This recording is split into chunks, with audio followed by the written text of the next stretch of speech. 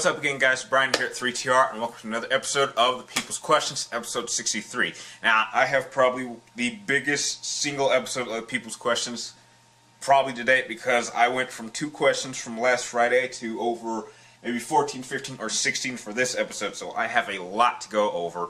And I got a big announcement at the end of the video, but to finally, I'd like to congratulate, for starters, Boneless Chicken 69er, who got his 3rd victory and is now the 3rd 3-time winner, which means this episode at the end will have the official 3TR Season 3 championship, which means that all championships will end probably in episode 64 when I bring my 3 main champions for the ultimate prize. So, I'd like to congratulations to you, and we will be giving out the $50 card and a question at the end of the episode. But to stop rambling, let's get started, because I have a lot to go over. The first 2 questions come from Juggernaut100, and you first want to know, what do I think about Disney canceling Star Wars 1313? Obviously, I'm a bit upset about this. It's kind of sad to see LucasArts go. LucasArts really kind of shows the end of an era, which means we won't be getting a Force Unleashed 3, which, you know, as much as I didn't like Force Unleashed 2, I do acknowledge that they should have made a 3rd one to kind of connect how Vader escapes and leads into episode 4. And there's not going to be any Battlefront 3. So, you know, it's just a bit upsetting. So, you know, we just no more Star Wars games. That's it. It's over. They want to focus on these movies. Well, and these movies had better make, I don't know, The Dark Knight look like shit then, but chances are they won't. Now, your next one was, what video game AI characters would I like to have as friends? Obviously, I would love to have Donald, if I could pick 3. I would like to have Donald and Goofy from Kingdom Hearts, because those guys usually always have my back. Although they do fail to save me a couple of times, I think they're pretty reliable as friends. And the fact that I could actually use them to morph into different versions of myself with, you know, an alternate 2 Keyblades, or, you know, like a Keyblade laser, I think that's pretty cool.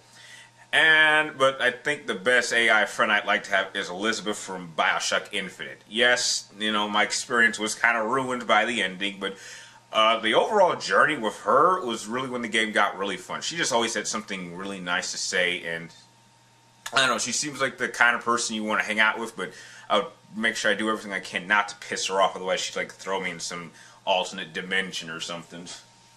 Next question comes from Little Big Yoda 115, and you wanted to know, what is my favorite Metal Gear Solid game? I've probably been asked this a ton of times, and my answer is still the same.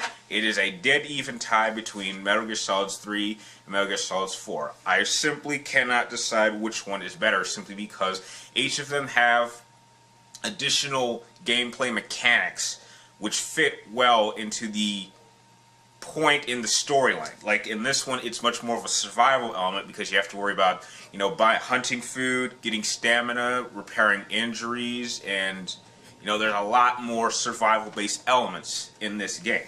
However, in this one, you have the psych gauge, which kind of affects how you play out throughout the entire game. So if you're like someone who likes to go all psychotic and does something but kill everybody in the entire game, that will heavily affect you once you get to near the end of the game, where you won't be able to shoot as well because your sight gauge is so bad.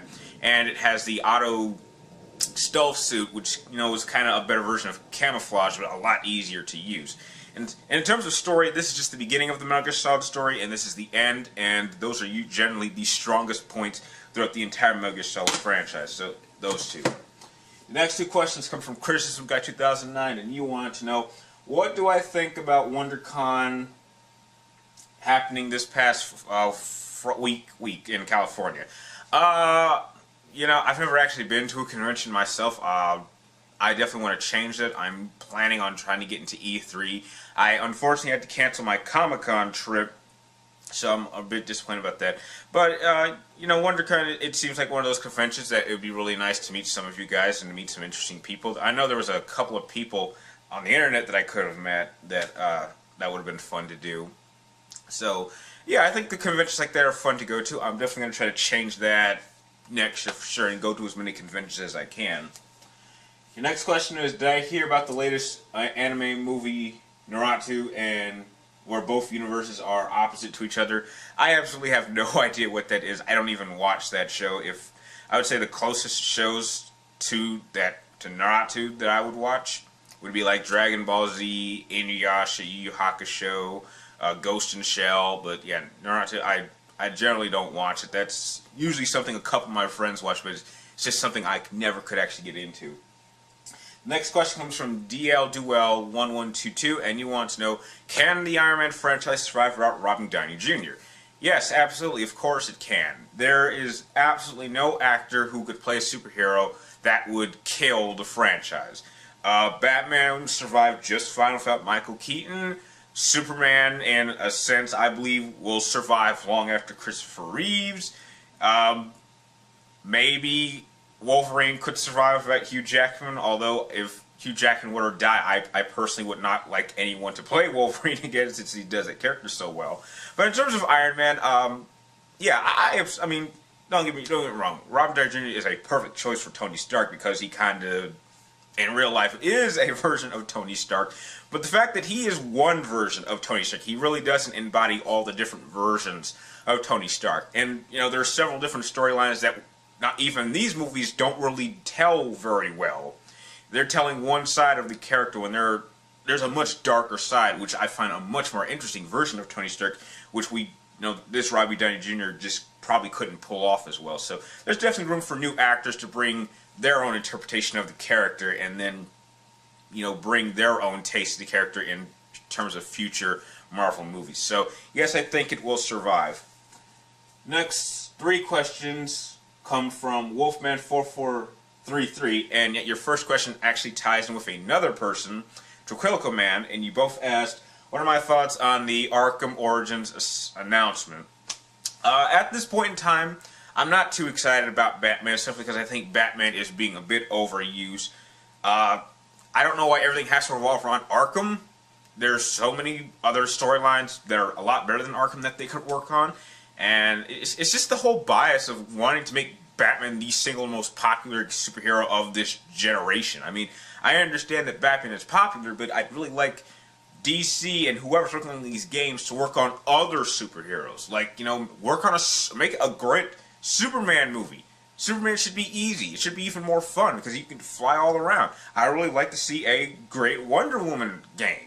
I mean, I know they've been trying to get a Wonder Woman movie off the ground for decades, but, you know, if you can't give me a movie, give me a game. I just hate how everything has to revolve around Batman. Even though Batman is not, in actuality, the main character of the entire DC franchise, it would be Superman. So why is Superman and everyone else getting pushed to the side while Batman is being put in the front? So, yeah. But hopefully over time, if I see more and more of the actual game itself, because I understand the plot of where they're going. If the more of it I see, the more excited I'll get for it for sure. Next question was, what movie franchise would I like to be in? I would love to be in the X-Men franchise. At this point in time, I'm actually much more excited for Days of Future Past than I could ever be for like an Avengers 2 or even a Justice League movie. So I don't think I know what power I would want, but just to be able to interact with all these interesting characters that are so good at working at a team. And yeah, there is some tension, but there's not enough that actually drives characters away. I mean, that's how it works in the comic books for a few characters, but they generally are a much stronger team because that's how they've been trained. I mean, individually they are strong, united they are near invincible, or, you know, that's a saying that you could say about the X-Men. Your next question is, what is one bad thing I could change in a game I reviewed? If there was one thing I could change, it would be in Assassin's Creed 3 if I could change the character of Connor.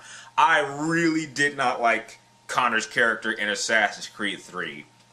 I mean, he was just one of the main problems I had with Assassin's Creed 3. And as I stated at the end of that game, I really thought that Assassin's Creed 3 was going to be my last entry into the Assassin's Creed franchise, unless they made a game that focused extremely on the pirate ship aspect, which, with Black Flag, that's exactly what they're doing, so it looks like I'll be getting one more Assassin's Creed game.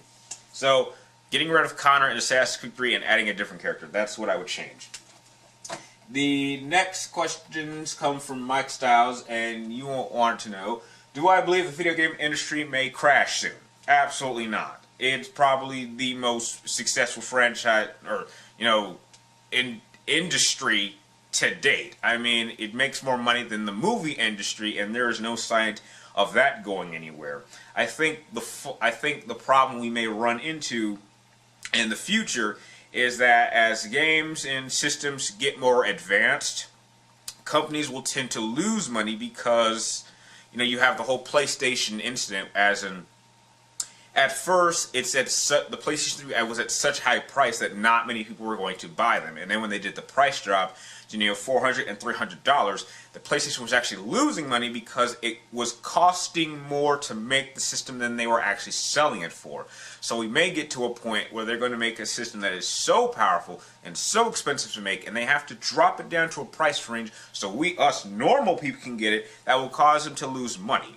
But that's just on the technical side. In terms of games, I think it'll be much, much longer before we get to a point where games are a bit too overpriced. I mean, there are a couple games that are overpriced today, but it's not really excessive. So, no, I do not think the game industry will go down anytime soon. Your next question was, how are things with my mom? I really appreciate you asking that. She's doing much, much fine. I still, you know, 3TR really does keep me non-stop busy to try to bring in more people any way I can. I haven't really had a lot of time to hang out with her, but she's doing much, much better. She's back on her meds and she's exercising, so hopefully she will be just fine, and hopefully I'll have some break time from 3TR like in the next week or two to just hang out with her and do some fun activities. Your next question was, what are my thoughts on the Illuminati? I don't really have anything against the Illuminati if they, you know, the secret society actually exists. I don't really have any problem with any religious group as long as they're not trying to hurt people. And that's just how I've always been. I mean, from what I know, they're like, religious groups that are kind of based off of science. So that would certainly be something that would be attractive to my type of taste, since I'm more of a person on fact and proof and something that can hold my hand than simply faith and believing in something that I can't prove. So, you know, I think if they could compromise to want to work with some religions instead of, you know, going in their own direction and wanting to, you know, say that this is what is correct because we can prove it and disprove the whole faith thing, then, you know, I think the world will be a better place, in my opinion. But, you know, not in like a, we should all be Illuminati specialists in one kind of way, just kind of we should be all universal. The last number of questions come from Command 91, and you want to know my thoughts on Pacific Rim. I'm absolutely excited for Pacific Rim. It kind of reminds me of Power Rangers, the kind of whole idea that a bunch of small people suit up and get in these giant mechanized suits and go into fist combat with a bunch of giant monsters. Hopefully they don't add any special powers like power swords. And it's like they're doing the whole Gundam thing, but on a much bigger level with monsters. So, yeah, I'm absolutely pumped up for Pacific Rim. I do believe, I'm not sure, it might be one of my most anticipated movies of the year. I'll have to check back on that. Your next question is, do I watch How I Met Your Mother?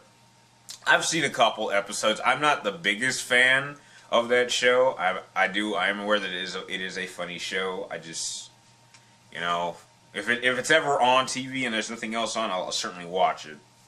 But no, I'm not like the biggest fan. And you asked, and here it is. You wanted to know why Tifa is so special to me. Oh wow! So you're the one that's going to ask this one.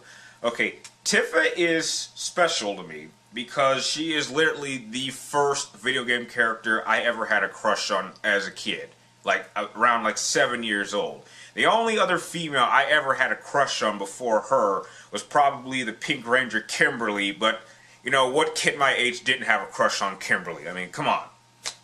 And, you know, Tifa has special significance because she's not exactly like a female prissy who needs to be rescued all the time, although she would like a moment like that, as some of you may know. But she's certainly not on the borderline of like a Tom girl where she's this extremely tough girl who's just a total hard ass all the time and just is afraid to open up. She can open up when she needs to, and she can be tough when she has to be, and so there's a perfect blend. It's kind of like the whole theory that Mufasa said in The Lion King, saying, I'm only brave when I have to be because today I was scared that I might lose you. And so there's a perfect mix of the two. And on a much more personal note, if my girlfriend ever and I'm not even kidding, I'm making this on a video as an official statement. If she could ever pull off a Tifa cosplay, like, really well, then I'm probably 1 week away from actually proposing. Because what would be more just attractive than a girl that you like bringing a fantasy you've had since you were 7 years old to life? I mean, I can't think of anything nicer a girl could do. Literally. I mean, that would be nice than even having sex. So, that's why Tifa has special significance for me. And with that, that is all the questions that I have. I'd like to thank every single one of you for sending me your questions. That was absolutely amazing. But now it's time to get into this week's and the final 3TR Contest Championship. Now, this question is exclusively for Mike Styles, Dracolico Man, and Boneless 69er, so you guys had better be ready. You have 24 hours to get me your answer for this question, and you only get one chance to send it in, so I would think really hard before sending your question in. And simply being, it's a number question, guessing like always, and I want you to guess how long in terms of days did it take me to get my first 100 subscribers. Now, there are two ways you could do this. You could either maybe do estimates as for how long it takes, as for how long 3TR has been going, and kind of estimate about how long it might have taken, or you could just look at my history of videos, and you could see exactly when I made the announcement that I hit 100 subscribers, and you could compare the dates from the first video that I did to that video, and then you would have a pretty close answer. So, if you think you know the answer, please send it to me in a private message. Do not put it in the comments. Send in a private message to me on Facebook, on my Twitter, or to me at my PlayStation Network ID. And if you are the closest, then you will have your choice of a PlayStation $50 card or an Xbox card. And if you manage to win it, then you will be added in the Ultimate Championship next Friday, where you will go head-to-head with the Season 1 and Season 2's champions. And if you like this video, please like, comment down below, and please subscribe, and please spread the word about 3TR because it really helps. And like always, thank you guys for watching. Every single one of you guys is awesome and a total badass to me, and I will see you next time.